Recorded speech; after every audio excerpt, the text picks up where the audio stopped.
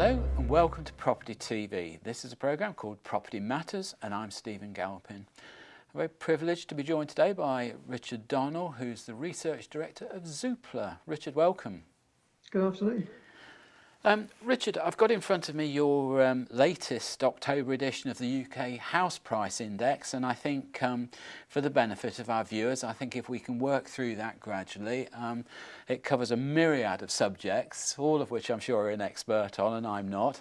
But if we can start off with just a very quick overview of how the market's been this year in terms of volume of sales and in fact house prices.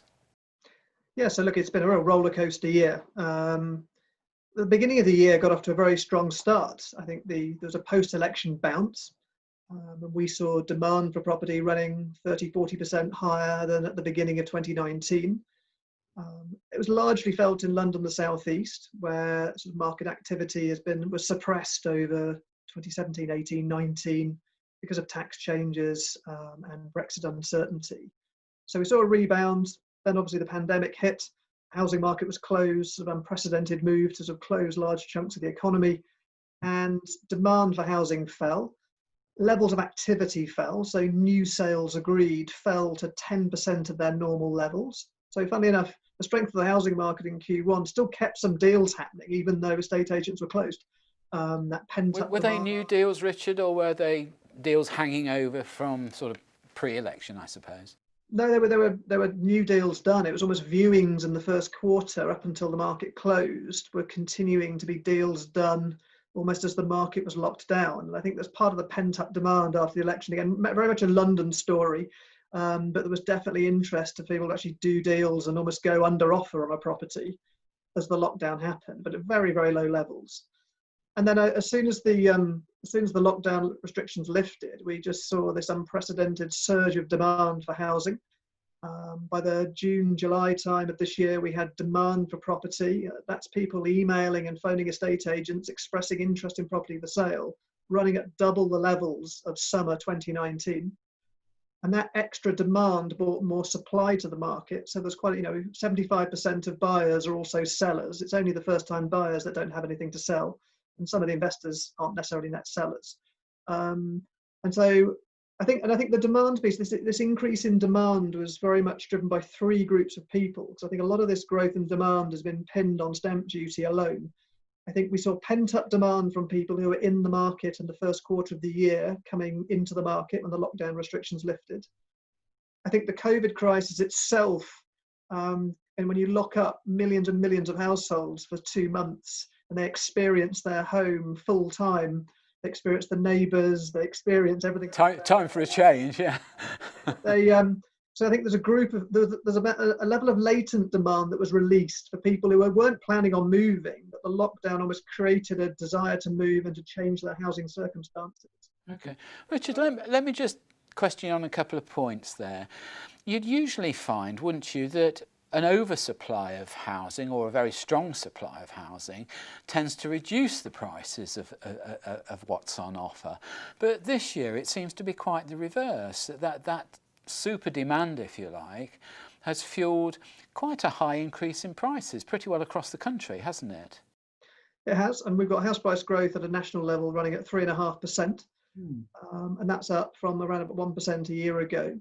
And I think it varies around the country. And I think what's really happening is there's something called there's more transactions happening in London, the southeast of England. We're also seeing more transactions happen in wealthier demographic areas with higher prices.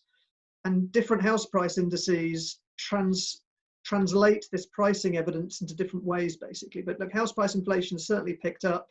It's a shift in transactions. And I think, look, quite a lot of homes going under offer over the summer were going at or above the asking price just because of the latent demand unlocked. And I think because of these wealthier households moving, you do wonder for people with no mortgage, if you're sort of down trading out of £1 million house in London to a 3-bed cottage in the country, then if you really want that property, whether you pay the asking price a little bit more, a little bit less, it's slightly different. So I think we've had a different buyer group in the market than we would normally see at this time. Yes. What do you think to this I suppose I'm going to say supposed exodus from the big cities out into the country. I can remember quite some time ago, I used to live in Henley-on-Thames and commute into London, which was great in theory. It was a 14-minute train journey, except of course that morning that you're standing on the station and they say, we're terribly sorry to tell you, the train's not running, and you're in for £100 taxi ride to get to work. So do you think this exodus is real? Or sustainable, perhaps? Look, I think it makes great media coverage. I think it's real, but because you don't have high levels of transactions in rural areas, statistics can make it sound much bigger than it is. So it's a real trend. We've definitely seen a pickup in house price growth along the south coast of Sussex and around Brighton. We've seen it pick up in Norfolk, Herefordshire. Demand is definitely increasing in rural areas. But if you look at, say, people searching for property on Zoopla living in London, most of them want to stay in London. So again, I think you're seeing some shifting patterns and expectations around commuting, but it's a marginal trend. It's not some sort of seismic exit of cities. I think cities are going to remain very important. Well, I think some of the larger employers have sort of given a warning out about this and said, well, don't forget, if you think you can work remotely, it matters not where you are, and it matters not to us whether then we're going to have a remote employee perhaps in India or the Asian continent or somewhere like that. So be careful. I think that's a real danger. I think the pendulum has swung, but I think it's quite a big part. There's a decent proportion of the population that already work from home. I think what you would expect is, and with all these changes, the pendulum swings quite a long way, and then it finds its way somewhere back into the middle again. And I think employers in big city centres are probably going to offer people more flexibility, but it doesn't mean 100% working from home. It just means that rather than expectation of being in the office 5 days a week, your employer might expect you to be in the office 2 or 3 days a week. But yes. I think a commute for 2 to 3 days a week, people would go that little bit further. And again, but equally, when you're moving to rural areas, country areas, you've got to make sure the broadband and things are all working and the services are there, as you say, because what the services you experience in a city might not necessarily be replicated in whichever commuter town or rural area you tend to go to. Well, I think you're absolutely right, and we've got a government that seems to have stalled on the installation of fast broadband everywhere, despite the promises. But I suppose that's not the only promise that's been broken. But there we are. That is going to have an effect. Now, just briefly before we move on, talking about the house prices going up, I note again from your report that actually probably the most successful areas this last year have been the northwest of England and perhaps towards the north of the Midlands, rather than the historical successes of London, if one deems it a success, house price going up. So why do you think that is? It's all about affordability. I think it's in the Midlands and the north of England, there's house price to earnings ratios are in line with the long run average, if not slightly below. I don't think house prices are sort of fully priced in, cheap money. So there's still some headroom for sort of above average growth. House price inflation has picked up in London, the southeast, but it's been off a low base. In 2018-19, prices were falling in London. So I think affordability constraints in the south will sort of limit the level of price growth. But the sort of upside for prices remains where affordability remains great and creates a headroom. Right. And do you think government investment in perhaps the northwest, in places like Liverpool, Manchester, some of the northern towns there, has had an influence on this?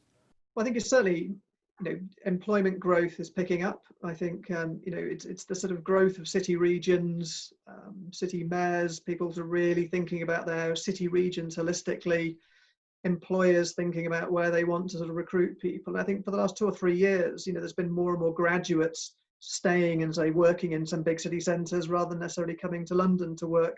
So I think it's all. I mean, housing markets, the strength of housing markets ultimately reflects the strength of the underlying economy. And even though the economy has taken a big hit, again with this point about employment, but also the amount of equity in the housing market, it is possible for prices to rise, driven by people for whom affordability is less of an issue, or the ability to access a mortgage is less of a hurdle to buying a home than maybe for other types of households. Okay. Well, before we leave the subject of different areas and different price growths, I do want to ask you something about my favourite subject, which is HS2. Do you think HS2 is going to have a material impact on prices towards the north of England? Probably not. I think. I mean, I'm just wondering why one would ever want to get on a train when you can do what we're doing now, is have a Zoom call. Well, I think, look, there's a wider policy question here around investment in infrastructure, mobility of not just labour, but of people across the country, taking some of the pressure off roads, etc. So I think what you tend to find with big infrastructure improvements is they tend to sort of have a property price impact after they go live. So only once this thing is up and running will we truly see it. But as you say, I mean, I think people's demand, it seems unlikely in the near term that we're going to see a lot more people sort of looking to commute long distances, as you say. But I think it could have an impact where people, again, if employers still want their employees to go to the office but less often, then the ability for people to commute longer distances there. But it's not a 5 days a week thing. Might be a 2 or 3 days a month thing. You never know. And I think we just need to wait and see how employers react to greater flexibility for the proportion of the workforce that works in offices. I do worry about sort of fiscal control over these things. I mean, what are we at, £110 billion at the moment on HS2? We've got Crossrail stalled in London now. They're saying for anything up to another 2 years. And if we've stalled on that and had a massive overspend, heaven knows what HS2 is going to end up at. I think that, it'll be equivalent to the national debt. I think we're drifting away from the housing market here, but it's sort of, because if we want to get off roads, if we want to sort of ease congestion, then you're going to have to give people alternatives. And I think it's part of that sort of wider, the green agenda and everything. But again, I'm not an expert in all this sort of stuff, but you're absolutely right. It's sort of the sort of return on investment for infrastructure is one of the many debates around policy in the UK. I mean, the reason I mention it, Richard, I do feel it has an impact on property because there are both buyers and developers I know that have been following the path of Crossrail, buying up land, developing property at the relevant points of stopping, hoping that there will be terrific gains in those areas. And I'm just not quite convinced it works that easily. I think it. I mean, again, from an experience of looking at things like the Overground in London, I think if you improve the accessibility of an area, then it does mean that obviously the areas that were once not accessible, then people can go there.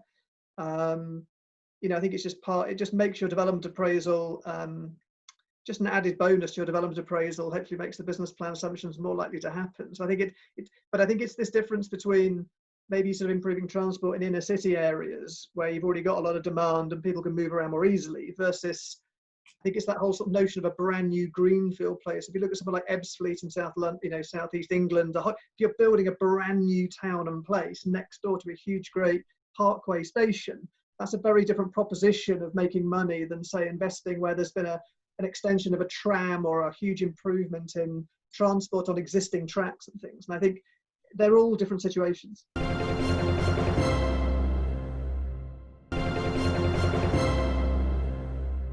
Let's move on. You mentioned stamp duty. Now, here at Property TV, we've campaigned for a long time to have stamp duty switched from the buyer to the seller. What do you think to that idea? I'd rather see stamp duty reduced across the piece, basically. And I think because the main thing for me with stamp duty is half of the stamp duty bill is paid in London, the southeast of England. So it's a southern tax on property transactions, basically. Yeah. And I think it obviously raises a lot of money now. I think the 3% has been raised. I think it seems likely that we're going to get a capital gains tax for sort of second homeowners and investors. I think you can see that one coming, yes. That's fine, but I think you could shift it around, but I don't think the government's going to my sense personally is I don't think the government's going to tinker around with this stuff. It either needs to do some sort of wholesale reform, or I think it will leave the current system in place, basically. And I think there's a growing lobby, and again, there's a whole separate TV program about the sort of what might happen around property taxation and reform of council tax and capital gains and stamp duty. But I think my view would be we just need to, the housing market's a really important part of a healthy economy. We need liquidity of the housing market, people able to move. And I particularly in the south of England, I just see stamp duty. And so my view would be, rather than you could shift it from one to the other, but I'd rather just bring the overall levels down and look to sort of find taxation through other routes. I think our logic here is that if it was shifted, um, there's no funding requirement needed for it. Whereas at the moment, young people in particular, if they're out of the lower bracket and perhaps on their second home or whatever, are still having to fork this out as cash rather than borrowed money. Whereas if it was a tax effectively on the owner, it's a relatively small tax, and I just wonder, as a principle, whether we've all enjoyed, haven't we, the tax-free profits on our home when we sell our home, and some of those profits have been really substantial, especially, again, as you say, in the south of England, whether those days of tax-free profits are over or coming to an end. Well, I don't think I don't think the Office for Tax Simplification analysis on CGT went anywhere near taxing main residence capital gains, which saves about, it saves us all about 30 billion a year, I understand, from the sort of latest government estimate. So, but there's a lot to be said for this. Again, I think it comes back to the point that around about half the stamp duty is on the 3% rate. So again, I think when it comes to first-time buyers and people buying smaller properties, I think that's not where all the big tax take really comes through. And so, yes, you could transfer from one to the other. But I think I sense that rather than tinkering with stamp duty, I think the government would a future government might look for some more wholesale reform of property taxes, is my view. And I think, I think it's one of these things that where everyone has a view on what should happen with stamp duty. I personally just see it as a constraint, again, particularly on movement in the south of England. And I think anything that makes the housing market smaller in size and makes for less transactions and less labour mobility, we go straight back into your point about investing in infrastructure, because people aren't moving because it costs them so much. Then all of a sudden we're having to improve transport so people can move longer distances, because wouldn't it be easier if they be able to move home more easily and then spend money in the real economy on home improvements, on extending their home, and on white goods and DIY? And I think it's what we're not doing a great job of, I guess, as an industry, is explaining to government the kind of multiplier effect of the housing market and people looking after and improving their homes. So again, a wider sort of debate here about how do we get government to see the kind of wider value of housing as infrastructure for the country, but also the sort of impact it has on the economy. I do feel that we've got a Chancellor at the moment that's probably a little more open-minded to hearing these various sort of comments and ideas. Do you get that feeling too? Yeah, I think the government's, I mean, it's, we've got quite a big national debt to deal with. There's a whole range of options on how to deal with that. I think, but I think, stamp duty generates £9 billion a year to the Exchequer. It's a lot of money. If you're going to sort of make any changes to that, and as you say, shifting who pays the bill would make it neutral, basically. So that's a potential option. But again, I think that's the sort of, for me, it isn't about who pays the bill. It's about the sort of how many homes are trading, what's the availability of housing, how does the housing market have a sort of broader impact on the economy. And I think that if we could phrase our representations to government around that, then I think they'd be doing it. And I think, for example, the house building industry does a great job of describing the multiplier effect of house building for the economy, but we're not doing it for the other 95% of the market. No. Now, coming on to another subject, which is the funding of property, I've long held the view that developers will develop whatever you want, as long as they know they can sell the product at the end of the day. And it's that funding issue, or the ability of those that want to buy to be able to buy, that actually could be the solution to the market shortage itself in terms of new homes. Now, I read with interest in your report, you're seeing lenders who over the last 10 years have gradually worked their way back up to sort of 95% mortgages are now going the other way and reducing down to perhaps 80, 85%.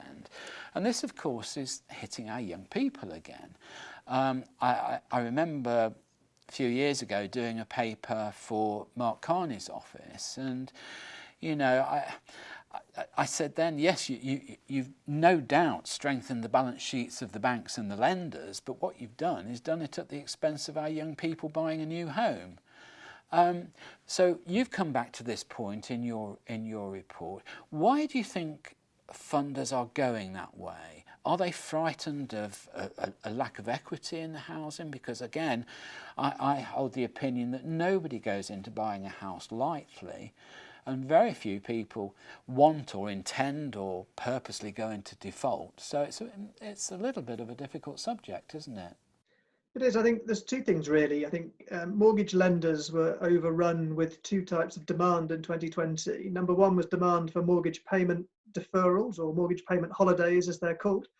So again, I think at the height of the crisis, there was 1.8 million mortgagees wanting payment holidays off lenders, and no bank was set up with the staff to deal with the sort of volume of interest for payment holidays. Number one.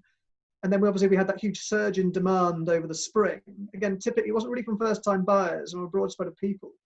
So banks were facing operational challenges of how on earth do we deal with the volume of demand for payment holidays, but also mortgages. And so they had to cut back on finance that was more labour intensive, more manual underwriting. And so we saw a reduction in higher LTV finance and a slight concern over risk and house price falls, etc. But I think what's happened just recently is I think banks are getting more comfortable on the outlook. And I think we've seen even this week quite a few big names coming back into 85, 90% lending. Banks want to lend. They're in the business of lending. There's actually, and even our analysis shows that the vast majority of first-time buyers actually want to buy a 3-bed house. But the old days of a first-time buyer buying a studio flat or a 1-bed and moving every 2 or 3 years is sort of a thing of the past. And actually first-time buyers are buying good quality collateral that actually banks could lend on, and it's a less risky proposition. So the young first-time buyer really leveraging themselves, taking a 95% mortgage on a studio flat in central London. And I think so banks are coming back into the market. I think that will improve over 2021. That's good news. That's really good news. Okay, can we just very briefly look at the rental market?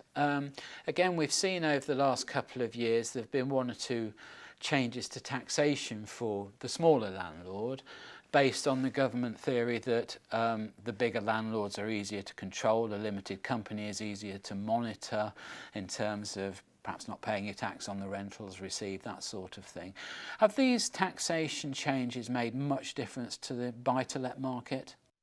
Yeah, but if you look at the total size of the private rental market, so all private rented homes in England, it was rising at between the size of the market between 2003 and 2015 was rising at 4, 5, 6% per annum. In the last 3 years, it's fallen by between 1 and 2% per annum. So the growth of the private rented sector it's stalled and gone slightly into reverse since 2016 and those changes. I think it's for 2 reasons really. One is it's the increase in stamp duty, it's the change in mortgage tax relief, and also buy-to-let lenders putting more stress rates in and doing more affordability testing of mortgages. And I think, again, we wrote a report with UK Finance this time last year where we have a map of the change in buy-to-let purchases. And in the south of England, we've seen a more than 60% drop in the number of people buying with a buy-to-let since 2015 to 2018.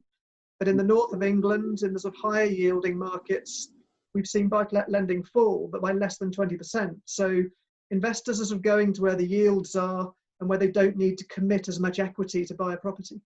Okay. Richard Donnell, thank you so much for all that information. It's very clear to me that Zoopla is certainly the go-to place for finding out about what's happened and what's going to happen. So I'm going to thank you very much for your time today. Thank you for all that informative information, and I wish you well for the coming year. Thank you so much.